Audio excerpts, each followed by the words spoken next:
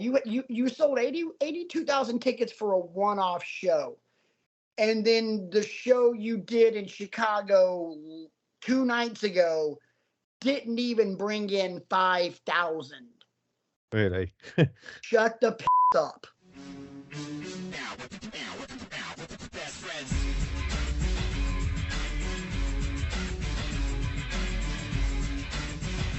Actually, it's more like just bad idea tonight.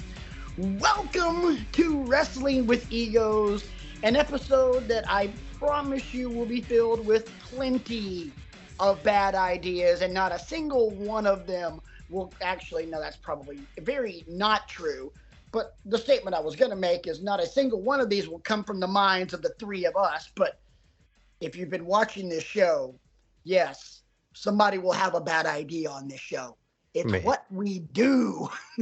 My name is Patrick, and I am joined each and every week by the smartest guy in the room, Brian, and the funniest guy in the room, KD.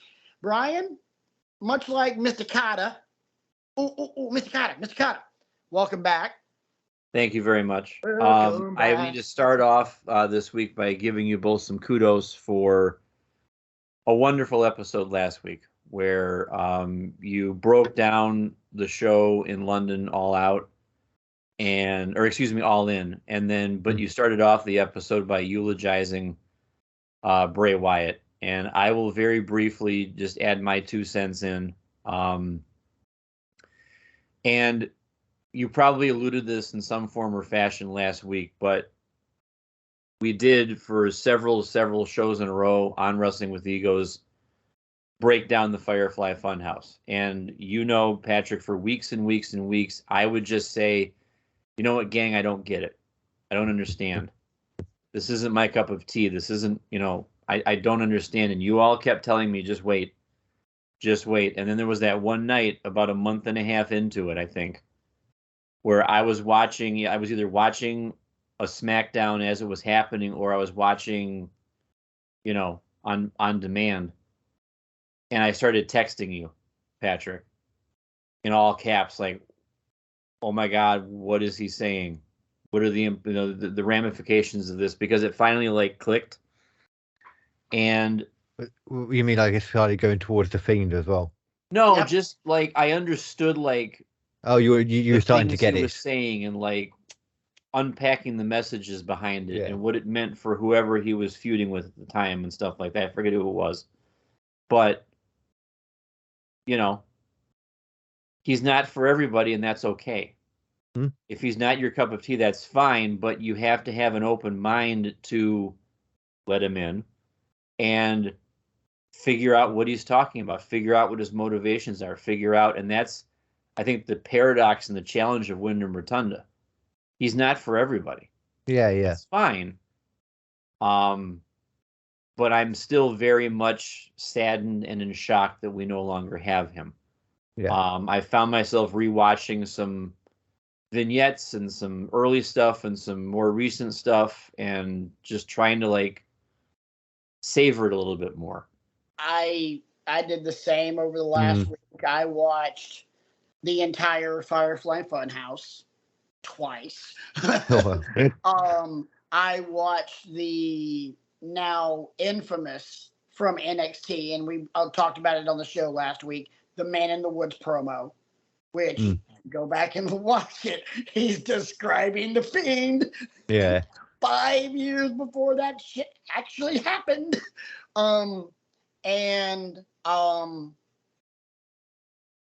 Then watched SummerSlam 2019 when the Fiend debuted against Finn Balor. Yeah. And literally, much like I described on the show last week, mentally, I put myself back in Brian's living room and just relived that moment. And just literally feeling the temperature in that room drop. And it was... You knew you were seeing something special. From a creatively satisfying standpoint, that moment, and also just the moment of the room in which I was in that night, creatively, that was orgasmic. There's just no other way to say it. Those were very much a whole bunch of good ideas. And yes. that's a nice little segue. Real quick, I want to say one other thing about Bray, and then we'll move on. WWE posted a compilation of many performers expressing their thought. Bailey and Drew McIntyre and Sami Zayn, Kevin Owens, AJ, Carl Anderson. And it ended with Samantha Irvin singing "He's Got the Whole World in His Hands." I got 5 notes into it, and I could not turn my phone off fast enough. Because I'm like, if I listen to another note of this, I'm going to be blubbering. It really is emotional, man. People that have no interest in wrestling have heard about it as well.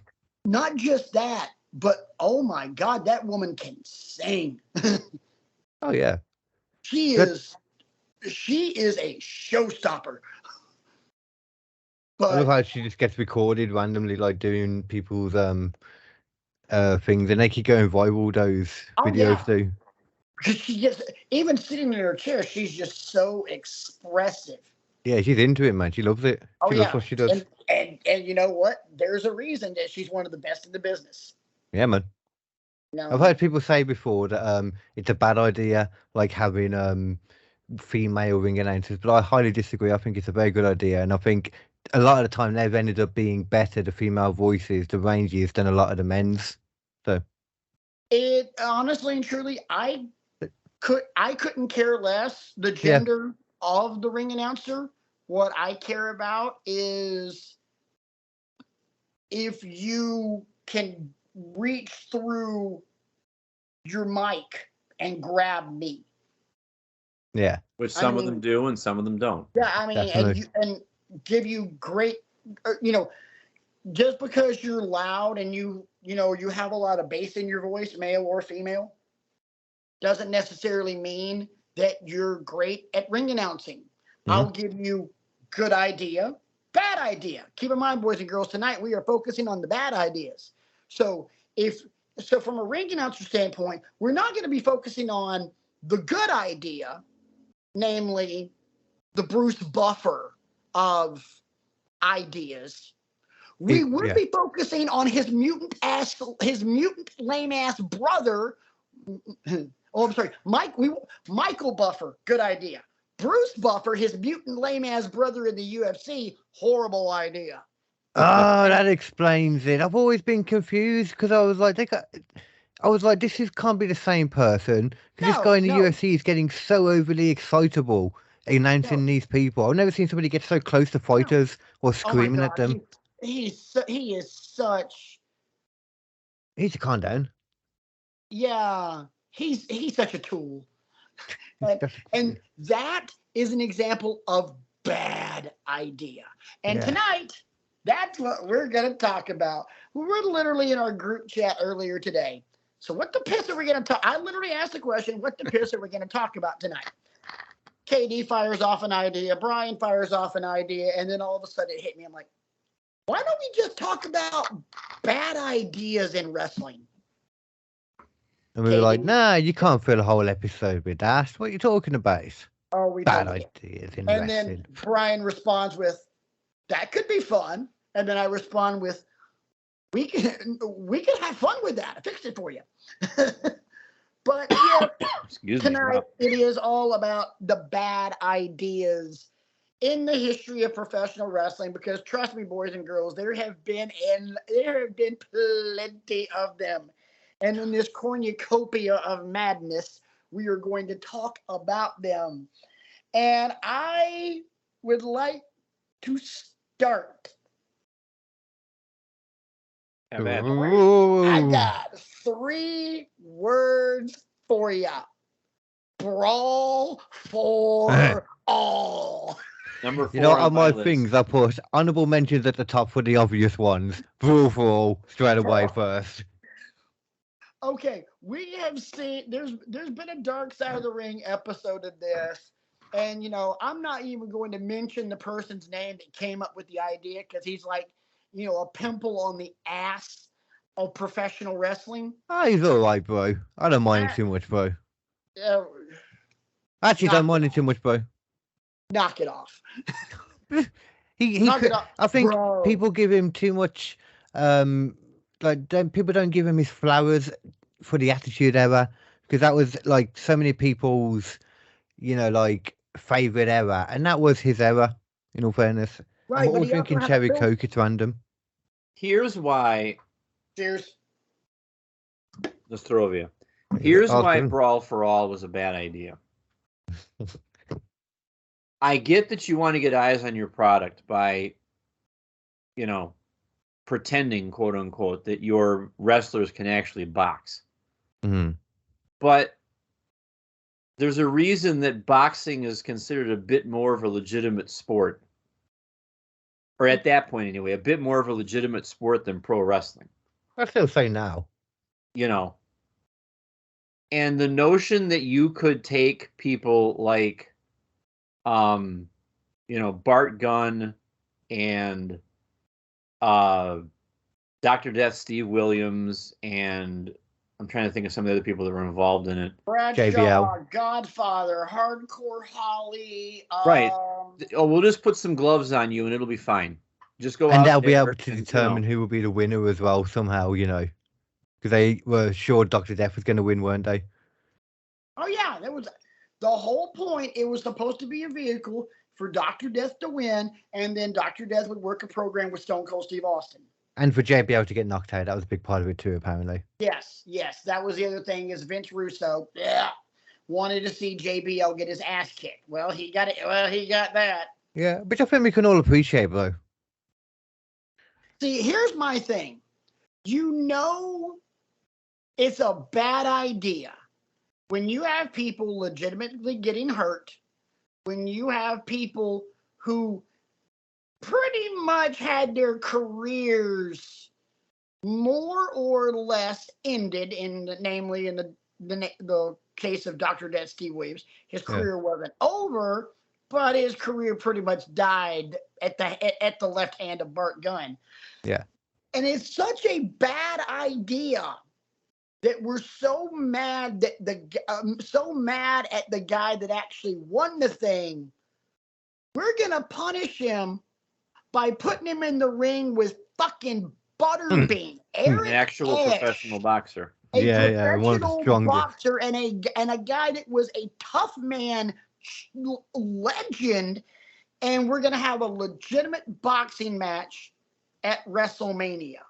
Have you heard, just a quick little tangent, have you heard who he's called out now and actually wants to have a boxing match with now? Who, you talking about, Butterbean or Bart Gunn? Yeah, Butterbean. Who? Jake Paul. Oh my God. They're in the same weight class as well, which is shocking. Butterbean would knock Jake Paul's head into the 19th row. Probably. I have a lot of respect for Jake Paul as a boxer. And if you like YouTube boxing, then check out the next episode on KD Comedy on Squishy Logic, because we're talking about celebrity boxing matches from back in the day. We watch Tonya Harding have a boxing match with like the big oversized gloves and shit. Well, they were a bit big, but this is legit boxing. Vanilla Ice having one. Yeah. Okay. Do you know Justin Trudeau had a full boxing match, and he was getting beaten down at the beginning, and then he came back and whooped the guy in the end, like a proper flurry of like shots and that. Really cool. Justin Trudeau, like the Prime Minister of Canada. Yep. Awesome.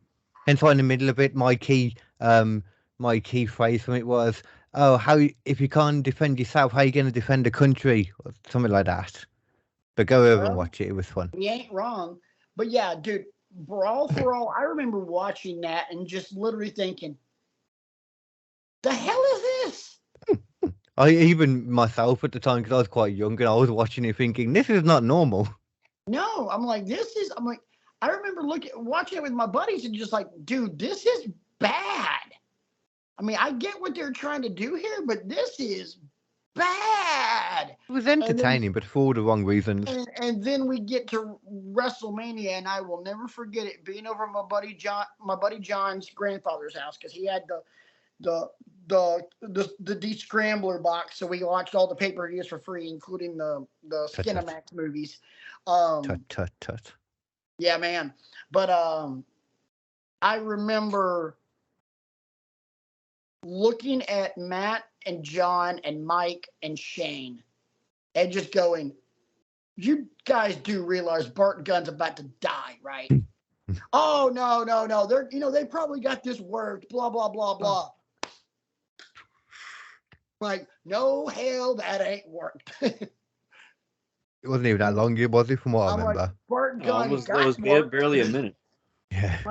Bart Gunn got worked, but that's about it, man. That ended someone's career as well, the winner's career. That alone makes it a bad idea, Yeah, really. So let's move on. Who else has got another wonderfully bad idea? I got a good one that can we can talk about, because it kind of goes with everything at the moment. What's a bad idea in wrestling? Having two big pay-per-views, one after another, one weekend and another. It's an especially bad idea when you seem to forget about the second one. Yeah. So let me ask you this. On a scale of 1 to 10, how much hype would you say was behind All In? A 9 easily. I'll say it's like a 7, because it could have been more. As much as it was being hyped over here stateside, I would easily say, easily go 10 on it. Because, there was so much this, especially if you listen to Sirius XM and Busted Open Radio. Oh, my God. Dave LaGreca pretty much the entire week leading up to All In was, had his head up the ass of Tony Khan the whole week. But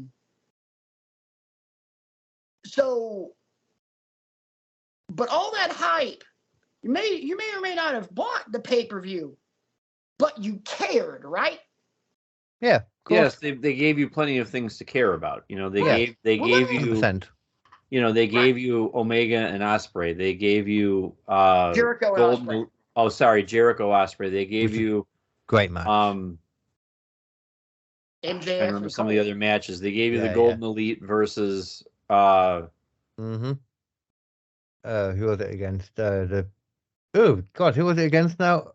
Oh, Golden Bullet Club Gold. Bullet Club Gold. Sorry, not Golden Elite, but my point is they gave you things, Gold. And then they gave you Adam Cole and MJF. Will they or won't they? Where they win the ROH Tag Championships at the beginning of the night, and then the big surprise of will he? Who's going to turn on who? I know of that's going to happen at All Out is Orange Cassidy versus John Moxley for the International Championship. Mm-hmm.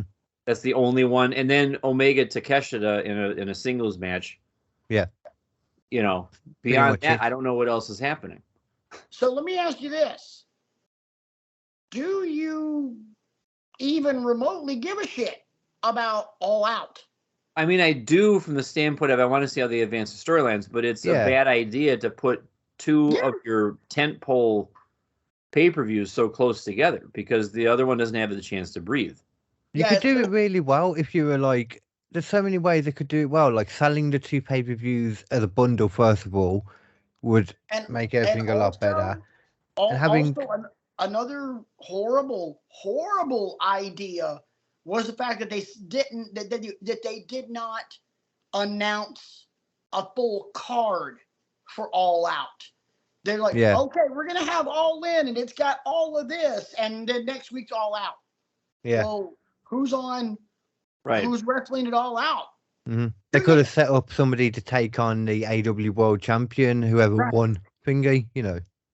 Tune into Dynamite and find out, because we'll be in Chicago all week long. And about 3,000 people showed up to Dynamite on Wednesday night. Great job, guys. How much did that arena hold? Roughly. Probably maybe about 8 or 9.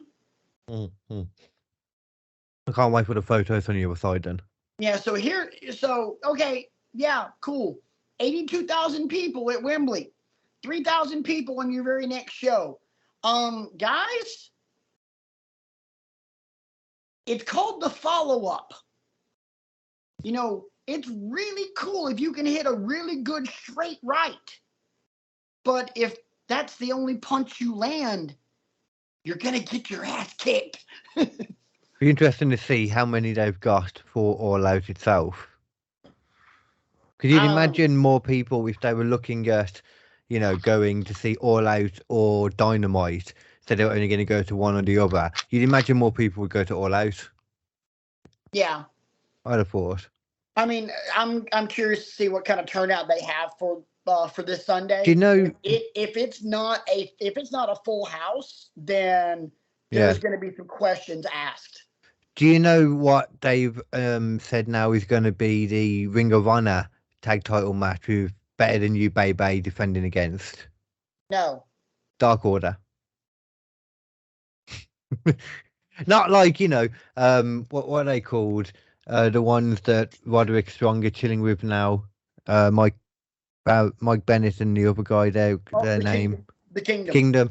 They, you know, they wouldn't have been the obvious choice. No. I mean, because even though they're like ROH originals pretty much. Yeah. Anyway, moving on, because trust me, that idea is probably one of the worst. It could be a good idea if it was executed better, is the long and short of it for me. Very much so. Yeah. Brian, I bet you've got a bad idea. Yeah, I'll get one of my weaker ones out of the way, but I guess you guys could still have some fun with this. Trying to get thinner 7-foot wrestlers over. Looking at you, Great Khali. Looking at you, Big Cass. Yeah. Sandam Singh. I mean, just the list goes on. I mean, the last 7 that I gave a care about was Big Show. You know, Andre the Giant before him.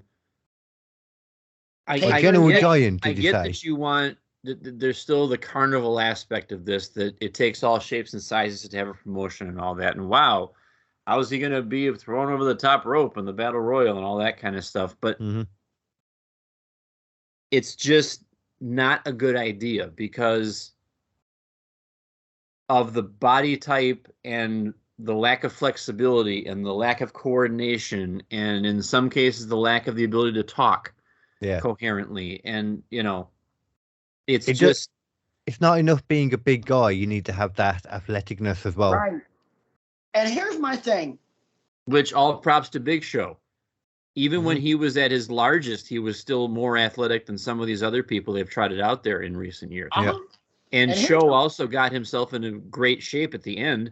My God, and maintained it a lot now. Oh, fucking hell. Something to consider. You mentioned the two magic words, Battle Royal. Andre in a Battle Royal, hard to move, or hard to eliminate because he's over 7 feet tall and 500 pounds. Big Show, same thing. Omos, same thing. Big Bill, 7 foot tall, 290. He's 7 feet tall and he weighs pretty much the exact same as Samoa Joe. To be fair, I think Big Bill looks like he's in good shape and stuff, though. I'm not saying he's not, but the appeal of a big man in something like a Battle Royal, you need to be not only the irresistible force, but also the immovable object. Yeah, he's saying. 7 feet tall, 290 pounds. That's a power forward in the NBA. That's not even a center. I mean, you know, 7 feet tall, 290. That's Dirk Nowitzki. That's not Shaq. Shaq is also a boxer as well, just to put that in there. Shaq is also a mountain of a human being. He really is. He's a giant, man. That is a massive son of a bitch. Yeah. But you're right, though. Would you consider, I assume Braun Strowman falls just below that, doesn't he? He's not quite like a giant man. Oh, yeah, no, he totally is. But granted, he's not over 7 foot. He's like 6'10", 6'9", 6'10". Because I think he's one of the best big men there's been for a while. That doesn't get like the match that him and Big Show had in the steel cage. I think it was that doesn't get the props for because they were running around like they were two normal sized dudes. Braun Strowman is the best big man in wrestling today. And number 2 is a long ways away. And Braun Strowman. I know who that. I know who number 2 would be because I kind of love him. Satnam Singh. Yeah. In dungarees, especially. Meh. I quite like him. I think he's going to do well in the long run. Not now, obviously. But yeah, I mean, I'm definitely with you on the undersized 7-footers. The guys that look like they could play the 3 or the 4 in the NBA, as opposed to Jesus Christ, that's a massive son of a bitch. Yeah. I mean, give you a great example. I keep bringing him up, and I'm going to continue to bring him up just because he's a good reference here. You give me Big Bill or Test or someone like that, have him here, and then Goldberg in his prime here. Which one of those two am I more terrified of? Goldberg. Goldberg. With a big giant person running at you, all you have to do to take them down effectively is suddenly drop down to your legs and go to your butt and go into like a fetal position. Now fall over you, and you can run away. That take a long time to get up. They have the same moveset. Test, Big Bill, all the same guys. Big kick, power bomb. I'm like, okay, Test had that big running boot as his finisher. How do you, how does someone my size avoid that? Sit down. Yeah. Duck. Just don't get up. Yeah. No, just duck. Yeah. Is that the Kevin Nash playthrough in this? The Kevin Nash moveset, sorry. Oh, yeah, that was also a Kevin Nash move, yeah. And Kevin Nash fits that category as well. I mean, he was only barely over 300. At least that's what he was billed as. I don't know if he actually weighed that much, but 7 foot 310. That's 20 pounds more than Big Bill. Maybe this is more of just they've never been my cup of tea. Like I've just never liked the big men. Yeah, no, it's true, man. The only big men that I've ever liked have been the ones that have been just intimidating presences. Not Vader. Yeah, and you don't have to be 7 foot tall to be in that. I mean, Vader, Big Show, Andre, Taker, Kane, Braun. I'm sorry, but if I have an angry Braun Strowman making direct eye contact with me, and he is power walking toward me, I am shitting myself way ahead of time. Him running at you saying, "I'm not finished with you." Oh my God. Oh. Yeah. No, thank you. That's the shit nightmares are made of. It really is. I think we need another one. Yeah, go for it. Mate, I think it's you, isn't it now? Oh, I'm waiting on you guys. Okay, I can do Because I another literally one. didn't make a list. I'm just trying to fire them off the top of my head, and I blanked on my next one. I've got another one for you. Still fitting within pay-per-views, like I was talking about, or PLEs, whatever you want to go with, if you want to be fancy. Right. Gimmick pay-per-views in general, bad idea, as far as I'm concerned. Like I'm talking Hell in a Cell. What else was there? There was like a Fatal 4-Way pay-per-view at one point. TLC. TLC, yeah. How dare you sully the memory of Breaking Point? That one doesn't count, did it? What would that be? Every match was a submission match. Oh, okay. Well, that's God, that was horrible. How dare you? Was that where the STFU came from? Because I remember it was some kind of submission match where he was forced to come up with something. That's exactly what it was. Okay. That's a bad idea for you right there, then. Mm-hmm. That reason right there, I mean. Yeah, it was just, it killed creativity. Like, the beautiful thing about, like, a Hell in a Cell, for example, was that it was all about, being a proper feud ender. And when it's just thrown in there, most of the time, they were just having a Hell in a Cell for the sake of it. Yeah, no, Hell in the Cell got overused, much like everything else did, because, that should be a way to blow off a rivalry and not just, it's just going to be a match. That needs to be something where, like, whoever loses that, we don't see for a couple months because they got their shit kicked in hard. Hell in a Cell gives us things such as a situation such as Seth Rollins versus The Fiend in the Cell. God. That's what gimmick pay-per-views give us. Yeah, I agree. And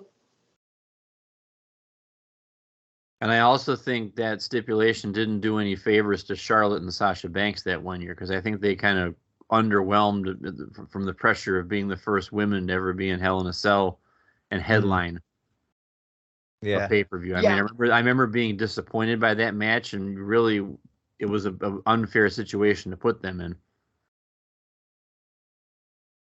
Yeah. I think a lot of the time they need, like, certain like gimmick tables that are slightly different or something, because, like, the tables, they never seem to be quite, like, because obviously they just don't weigh as much as the guys, so a lot of the time they just, I am the table, they just don't go through it. I am the table. That happened to you, but they didn't get it all in. There was an I am the table moment. I can't remember who it was now, and they had to do it twice. They got it though. Oh, that's gonna bother me. It might be, actually, it was Sting. It was Sting putting a swerve through in the coffin match. You had to do it twice in the end, because British American steel. British steel, not British American steel. Oh yeah. So I've got one. This one popped into my head. It was a gimmick match, but just the sheer point of it was just, what in the grizzly shit is this? The Punjabi prison match. Oh. And the first one ended up being, what was it, Undertaker and Big Show, was it, in the end?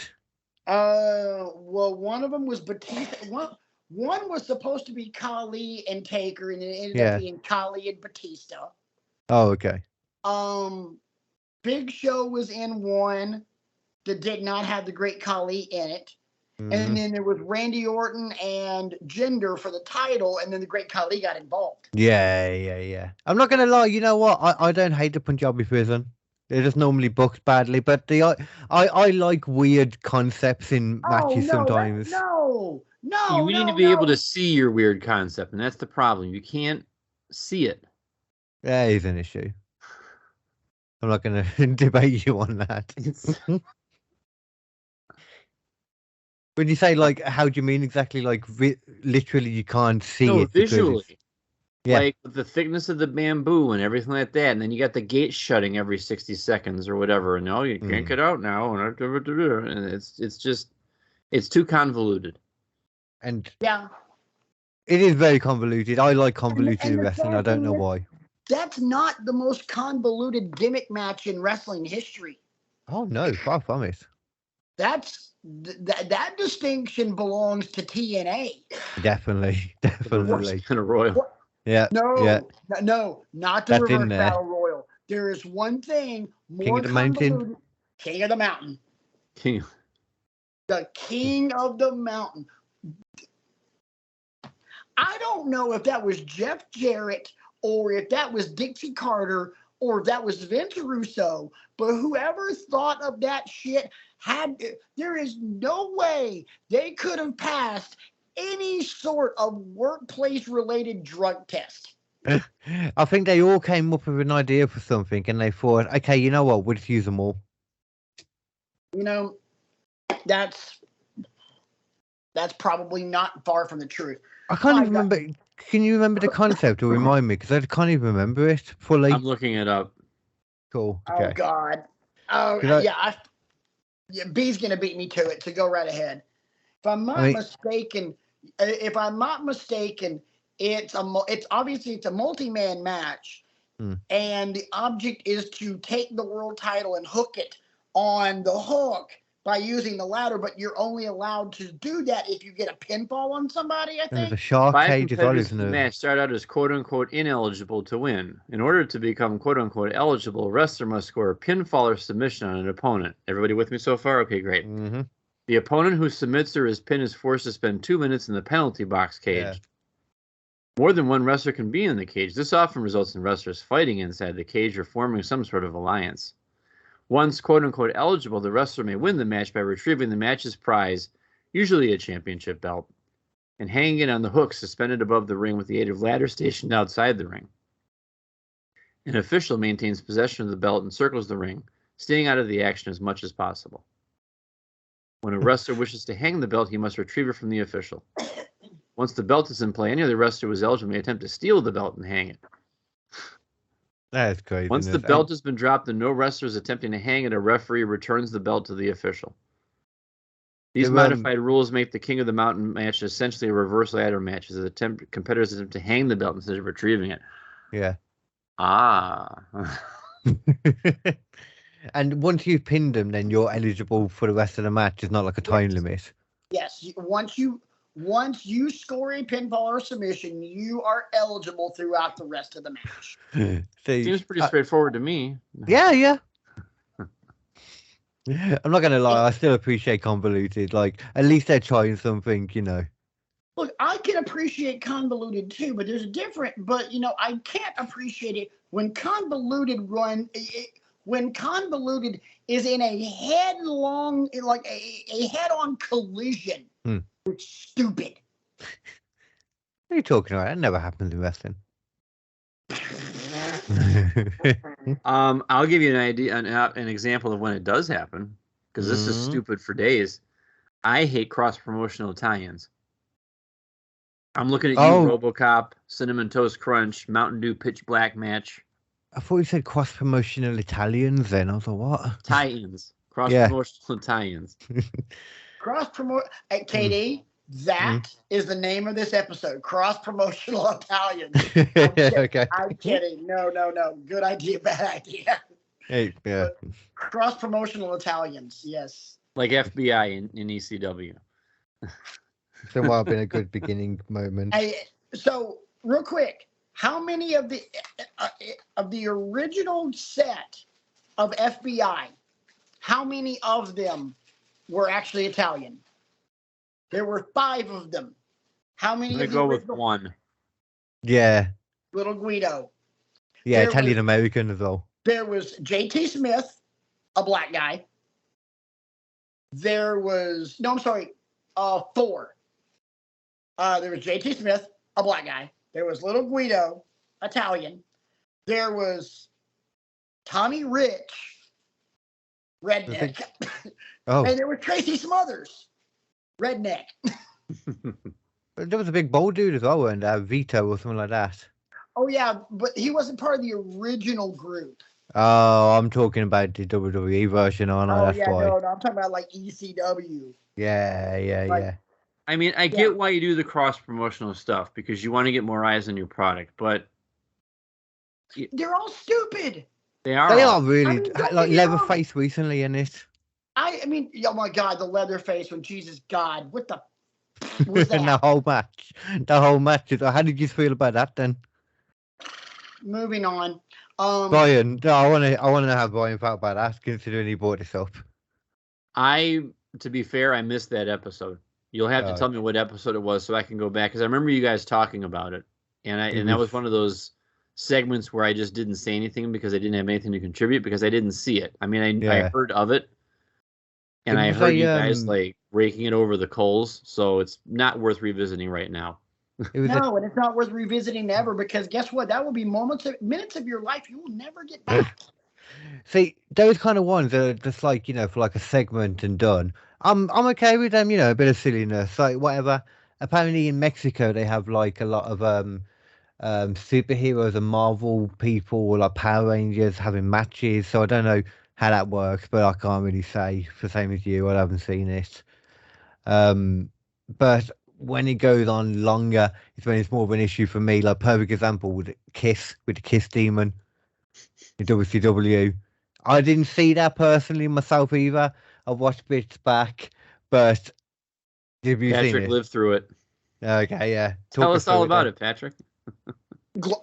You really want me to? I can tell you. I can. That was so bad.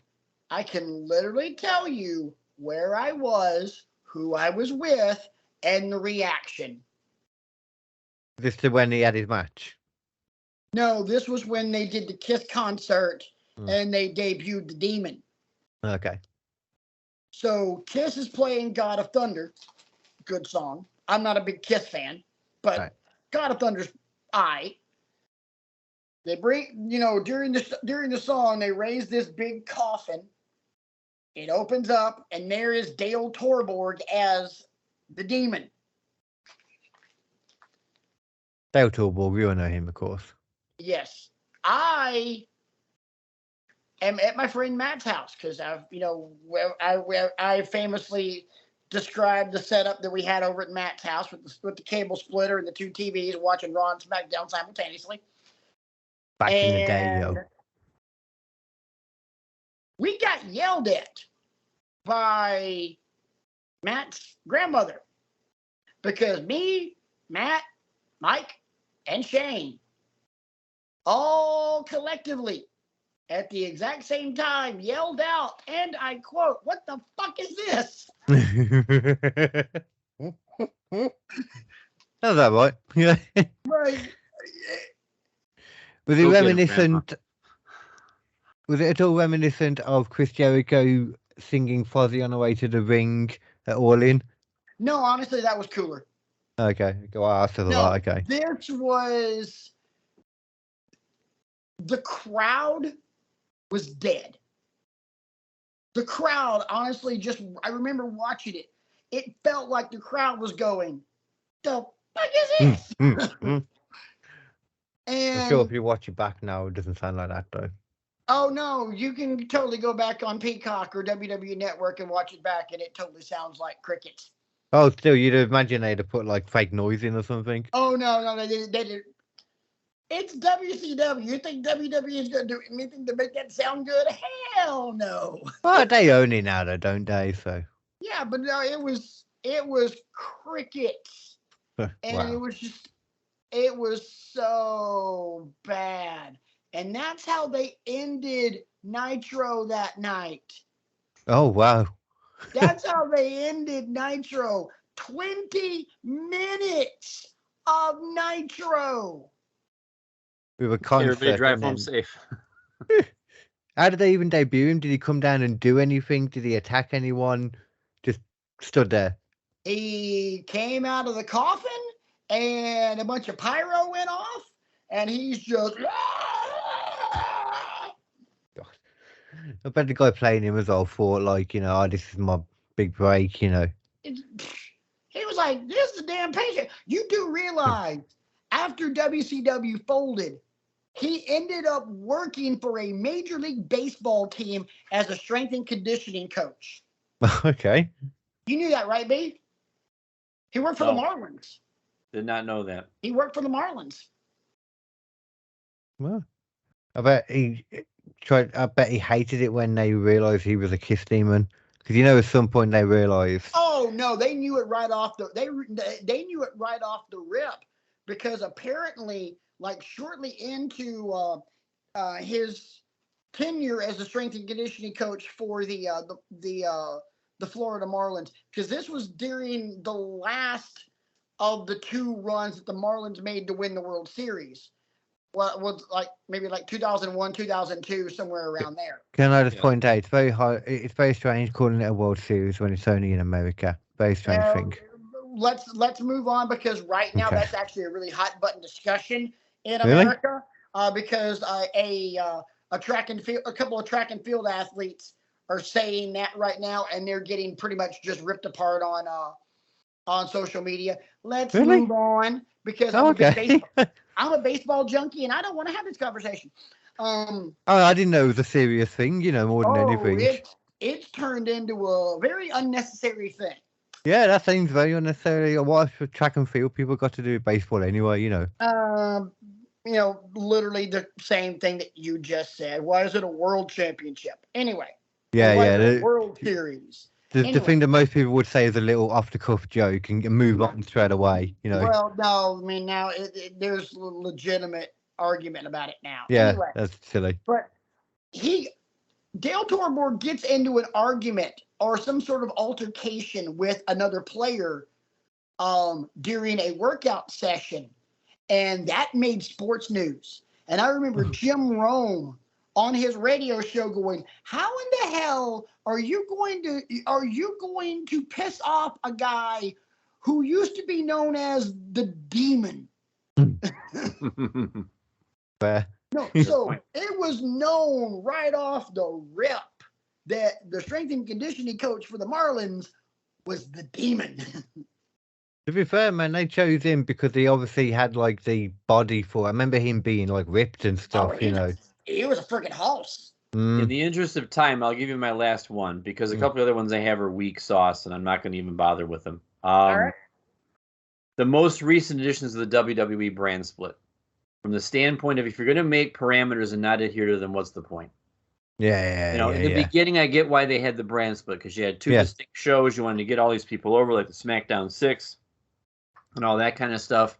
Mm-hmm. And your more established people were on Raw, Triple H and all them.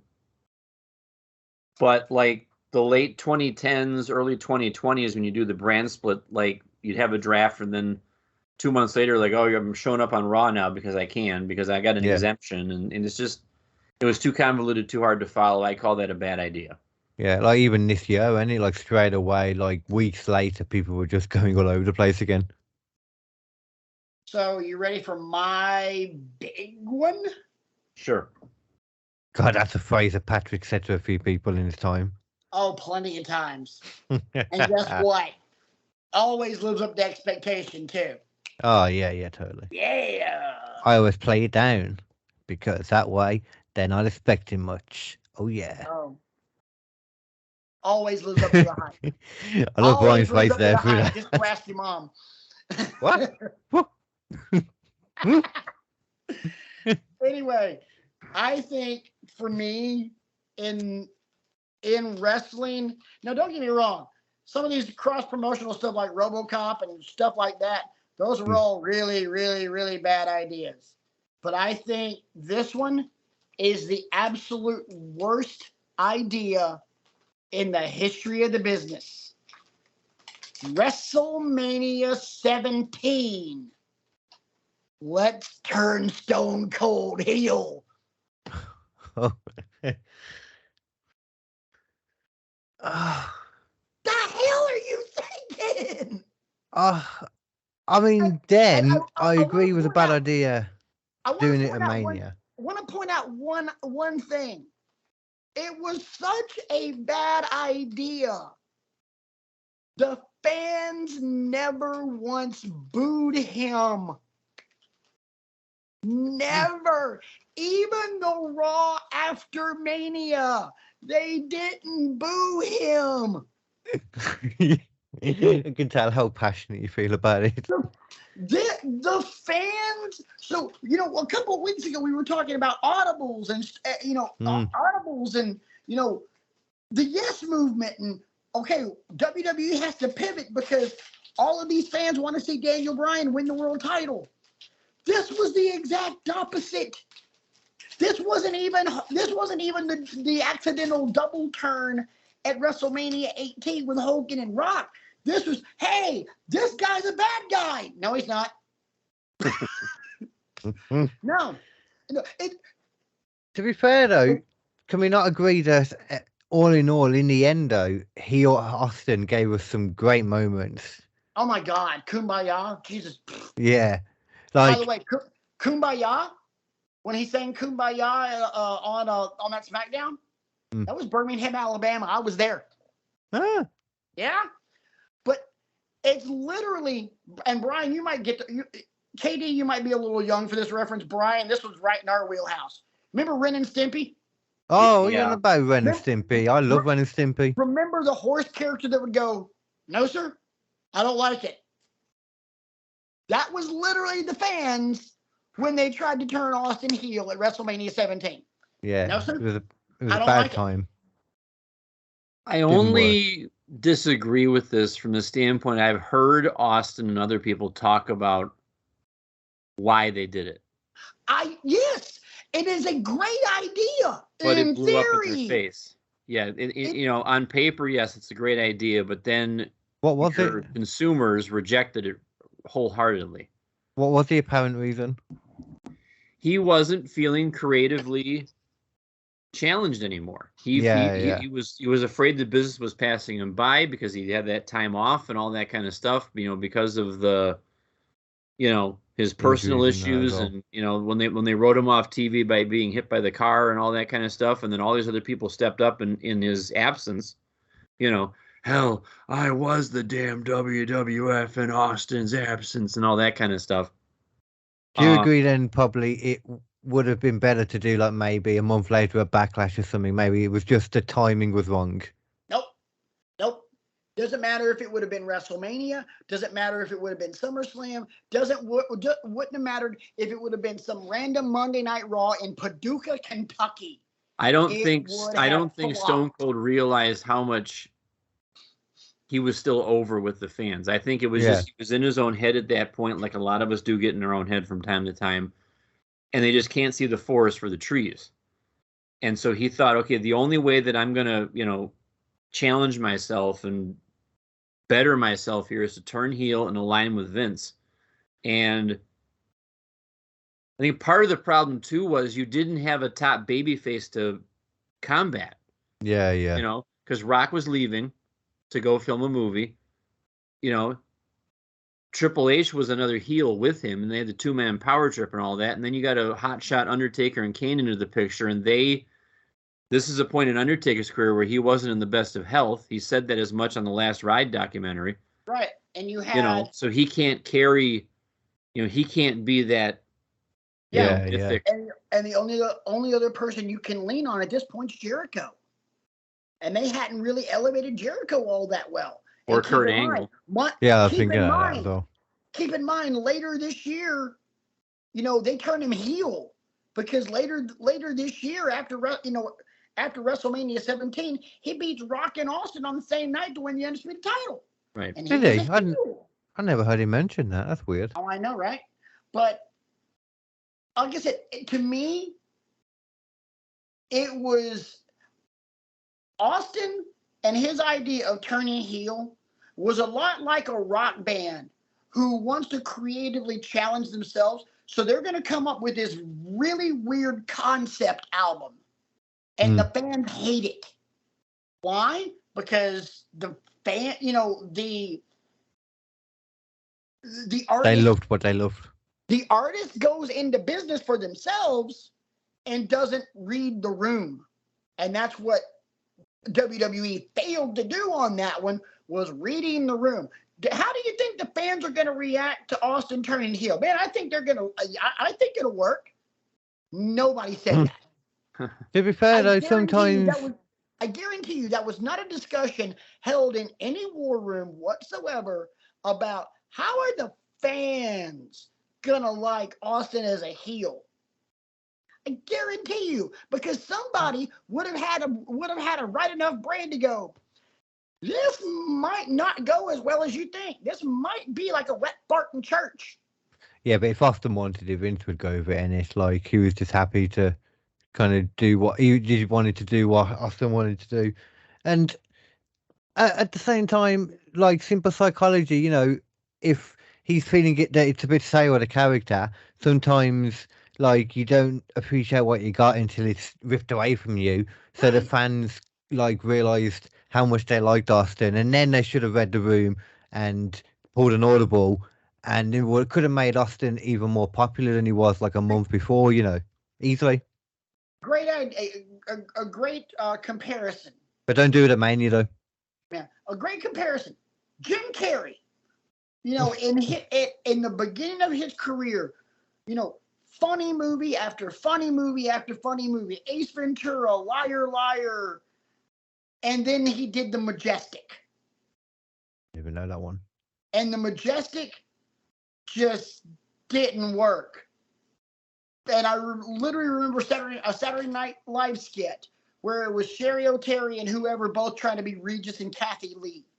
And, yeah, we saw The Majestic. Jim Carrey, not funny. Well, it was supposed to be a dramatic piece. But people went to go see Jim Carrey because they expect Jim Carrey to be Jim Carrey. Yeah, of course, yeah. It's a lot like how people got that culture shock when Robin Williams did 1 Hour Photo. Mm-hmm. Great movie, by the way. Yes. But You can make it better, though. If you do it well, you can make it better, like in 1 Hour Photo, for example. Yeah, 1 Hour Photo. Great example of doing, you know, of doing it right. Mm-hmm.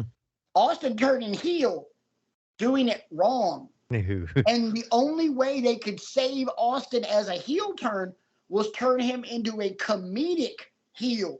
That's true.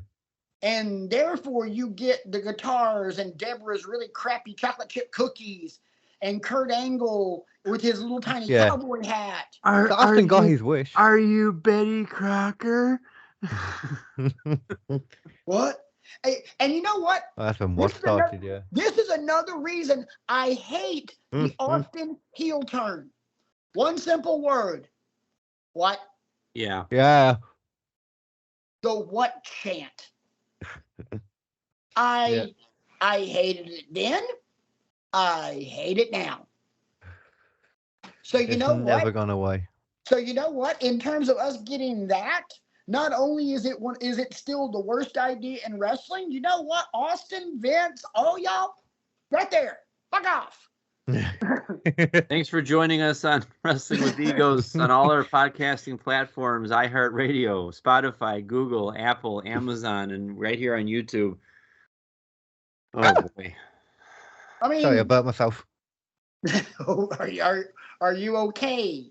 I'm okay. I'm okay, D. That was terrible. I'm sorry. Hey, B, that was a bad idea. Just out of curiosity, what are the not so good ones that were on your list? Just rattle them off. I had Brawl for All, which you beat me to, but the last one I had that I didn't mention was the angle, the fake Diesel, fake Razor Ramon, Jim Ross heel turn. Oh, that's a great. Oh, that was a great bad idea. Yeah, that was a good one. The fact that anybody thought that they would buy like these, two guys is that's Diesel and Razor. Yeah, what do they think that people would believe it, or that people wouldn't care and they'd get behind you because they just like the character anyway? So, B, you and I are teenagers when that happened. I mean, literally, that was one of the many things that in my teenage years as a wrestling fan going, the hell is this? Yeah, it just wasn't convincing. And it's not like I watched it as it happened, but I remember watching, like, I forget what documentary it was on. It had, because it was around the time of the curtain call, because Kevin Nash and Scott Hall were leaving. Had to be the Monday Night War. Yeah, it must have been. And they showed Glenn Jacobs as Diesel. And whoever it was as Razor. That guy's dead now, by the way. Apparently. Oh, jeez. Well, sorry, sir. But I'm just like, this is not convincing. And Jim Ross is somebody who can't be a heel, in my opinion, because of his personality and and all that. And we can say whatever we want about him now, but I'm talking about this era. Jim Ross just didn't have it in him to be a heel figure. No, not at all. No. And it didn't come across as genuine. Didn't come across as convincing. It came across forced. Yeah. Like uncomfortably forced. Time to make an analogy and make Brian uncomfortable. A visit to your doctor where he puts the glove on. Yeah, there's some people like that kind of forced. Yes, and in certain countries you do have to pay extra for that. You do. Hey-o. But no, dude, I'm glad I asked you that because that is a grade A bad idea. Do you want to hear my missing ones? Yes, I would love to. Okay, first one, I got two. The thing itself, or more like the overuse of it, the thigh slap. Because it's a great thing, it works really well, but everybody doing it all over, constantly made me become aware of it. And ever since then, I'm just aware of it. I have to purposely try and ignore it. Uh-huh. And I think the overuse of it is a bad idea. But I've got one, and this might start arguments later on. oh, okay. I was saving this one. Fair enough. The use of moves that should end matches Ah, yes. for yet another false finish. Yes. I'll give you and I'm here it comes. I'm looking at you, AEW. Yeah, I was about to say an example of that is any AEW match. Here are the two that I have recently that have really got me on my soapbox about this. John Moxley hits an avalanche Death Rider from the second rope. Mm-hmm. On Ray Phoenix.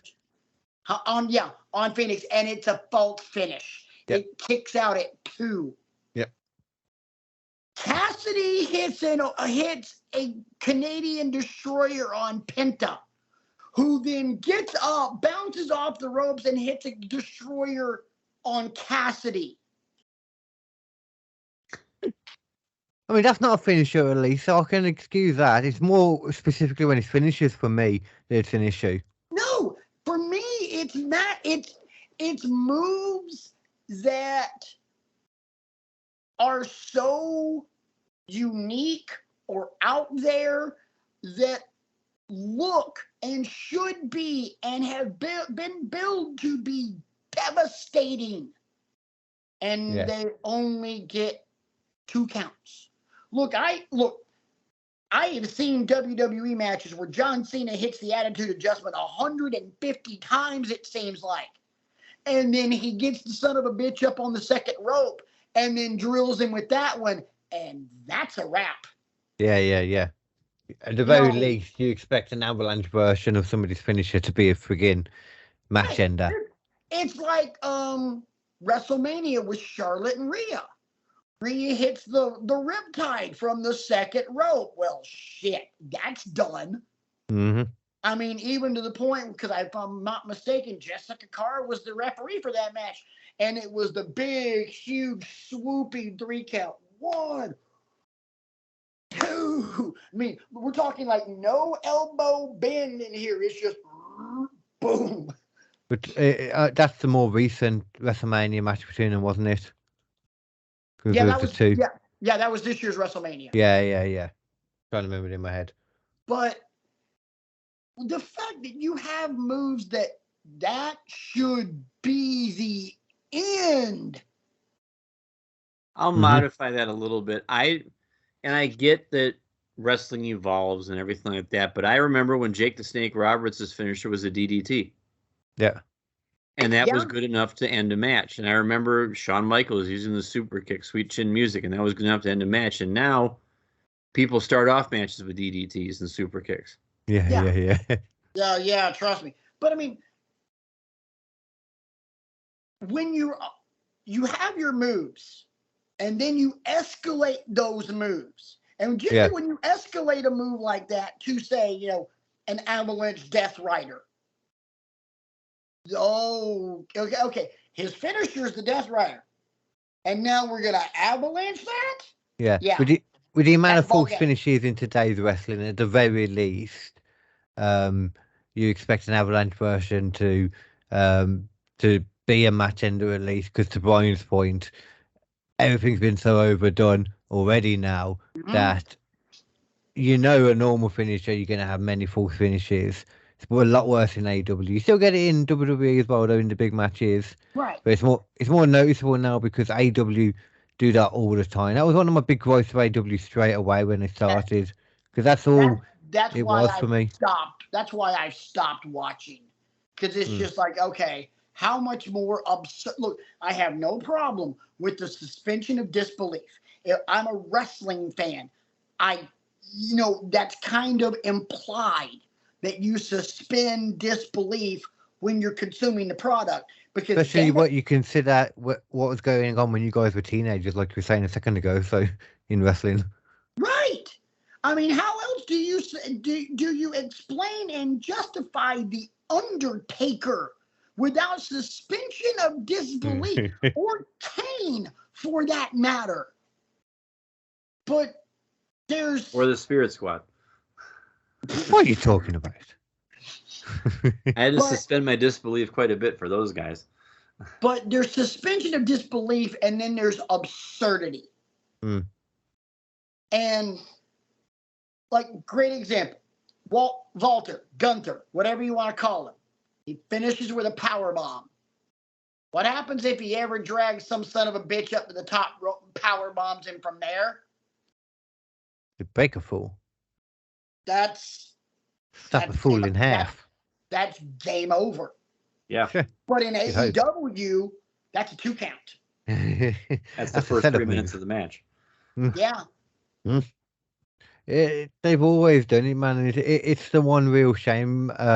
It's started happening even more in the tag division now as well. I've noticed, like your tag finishers too. It happens a lot more. And I'm not gonna name names, but there's one tag team to blame for all of that, because that's their whole shtick. Yeah, those guys. And yes, I used the word shtick. That's their shtick. But they're all about the shtick. They are. Yeah, it's their, it's their gimmick. It's their comedy routine. It's just how laughable in video game mechanics that their matches are. Yeah. And that sets the entire tone for the entire promotion. Bad idea, because fans like me who want storytelling and not just a whole bunch of really cool moves. If I want to watch really cool moves, I will go in my bedroom, I will fire up the PlayStation, and I will play WWE 2K3 myself. I think that's one thing we're learning with AEW when you look at it, that I can see the difference now between a sports entertainment company and a professional wrestling company, because when each wrestler's kind of in control of their own stories and stuff to a degree, it's hard to get a lot of good stories from it, because with one person kind of doing it all and in charge of it all, at least you don't get people trying to put themselves over so much, because in AEW that happens a lot. You said realizing it. You said something, and I want to piggyback off that with my own opinion. For years, and even on this show, we have talked about the difference between sports entertainment and professional wrestling. I have a big problem with that now. And that big problem is, very quickly, WWE is blurring their own lines on that. Because WWE is producing both simultaneously. Or maybe this is just what sports entertainment was always supposed to be, without a senile old man running it. Right, and that's, WWE is still sports entertainment, but under the creative direction of Triple H, they're quickly showing that that's still a professional wrestling company. Yeah. Just a sports entertainment driven professional wrestling company is probably a better way to put it then. Yeah, but like I said, they're doing both simultaneously. It's not just a wrestling company. I mean, it's not just a sports entertainment company anymore. No, and there is a difference between sports entertainment and professional wrestling, and WWE is doing both now.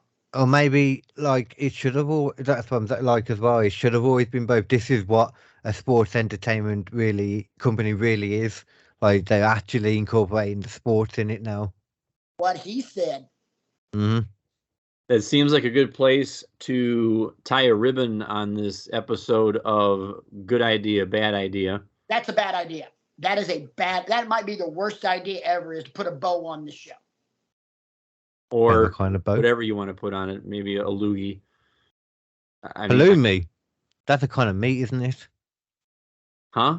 Halloumi. That's a kind of meat, isn't it, over there? Loogie. You want to put a loogie on it? Yeah. Yeah.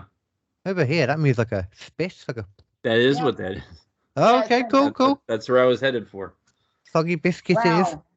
Wow, okay, Brian. As ever, however you consume our content, whether it's on YouTube, whether it's on any of our podcast platforms, Spotify, Google, Amazon, Apple, iHeartRadio, we appreciate the interaction. We appreciate the support and the subscribes and the likes and the shares. We couldn't do this without you. We couldn't do this without your feedback. Email the show, wrestlingwithegos@gmail.com.